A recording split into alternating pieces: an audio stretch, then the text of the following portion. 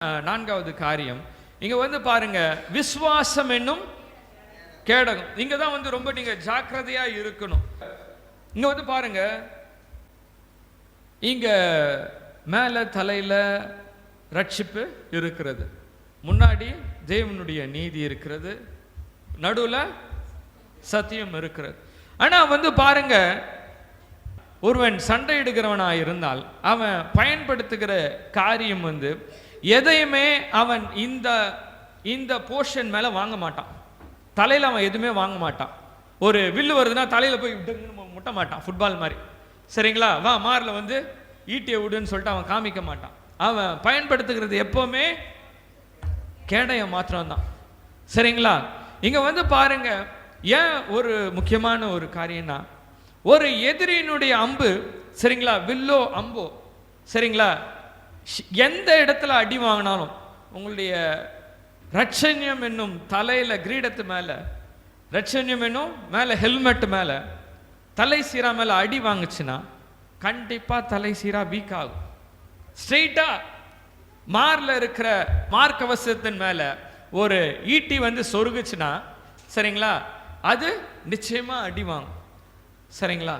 ஆனா வந்து பாருங்க, இந்த கையில இருக்கிற கேடயம் எவ்வளவு ஸ்ட்ராங்கா இருக்குமோ, சரிங்களா, அதுதான் தடுக்கும்.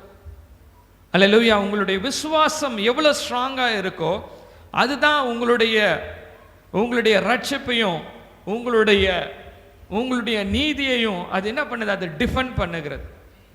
அல்லேலூயா சொல்லாமா? நீங்க எந்த அளவுக்கு ஸ்ட்ராங்கா விசுவாசமா இருக்கிறீங்களோ, எந்த அளவுக்கு தேவனை அறிகிற அறிவிலும் தேவனுடைய காரியங்களும் உங்களுடைய ஜெபத்திலும் விசுவாசம் உள்ளவர்களா இருக்கிறீங்களோ, நீங்க பிசாசானவன் அவன் தூரத்துல எரிகிற அம்பையும் அக்னியாஸ்திரங்களும், நெருப்பு அக்னியாஸ்திரங்கள்லாம் என்னன்னா, நெருப்பு வச்சு அவன் என்ன பண்ணுவான், எரிவான். சரிங்களா? அது மேல வந்து ஒருவேளை குத்துச்சுன்னா அது எரிச்சிரும் உடம்ப. சரிங்களா? அது மேல ஆர்மர் இருந்தாலும் அது எரிச்சிரும்.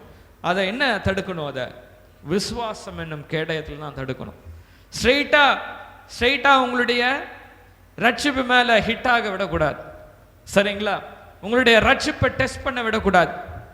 சரிங்களா? உங்களுடைய நீதியை டெஸ்ட் பண்ண விடக்கூடாது. சரிங்களா? என்ன பண்ணோம், முன்னாடியே விசுவாசத்தில் அதை என்ன பண்ணோம், ஆமா, அதை முன்னாடியே தடுத்துடணும். உங்க விசுவாசம் எவ்வளவு ஸ்ட்ராங்கா இருக்குதோ, உங்களுடைய ஆவிக்குரிய நிலையில நீங்க எந்த அளவுக்கு விசுவாசமா இருக்கிறீங்களோ, அப்படிதான் நீங்க உங்களுக்கு எதிராய் வருகிற அம்புகளை நீங்கள் தடுக்கிறவர்களாக இருப்பீங்க. அல்லேலூயா சொல்லாமா? அல்லேலூயா. அதுதான் விசுவாசம் என்னும் கேடயம். சரிங்களா? இந்த விசுவாசம் என்பது இங்க வந்து பாருங்க, ஒரு மனுஷனுக்கு ரட்சிப்பும் நீதியும் சத்தியமும் உள்ள இருக்கு. ஆனா விசுவாசம் வெளியே இருந்து ப்ரொடெக்ட் பண்ணுது. அல்லேலூயா சொல்லாமா? அல்லேலூயா. இதெல்லாம் உள்ள இருக்கு, அது வெளியில இருந்து விசுவாசம் வெளியில இருந்து ப்ரொடெக்ட் பண்ணுகிறது. அதனால தான் விசுவாசம் இல்லாதவர்கள் சீக்கிரமா விழுந்து போயிடுவாங்க. அல்லேலூயா. என்னதான் ரட்சிப்பு வச்சிருப்பாங்க, நீதி வச்சிருப்பாங்க, சத்தியம் வச்சிருப்பாங்க, விசுவாசம் இல்லைன்னா நிற்க முடியாது. ஆமா, பிசாசானவன் தொடுக்கிற ஒவ்வொரு அம்புகள்னாலும் அவன் அடிபட்டு கீழே விழுந்துருவான். சரிங்களா? விசுவாசம் இருக்கணும். அல்லேலூயா. அதிகமான விசுவாசம் வேண்டும்.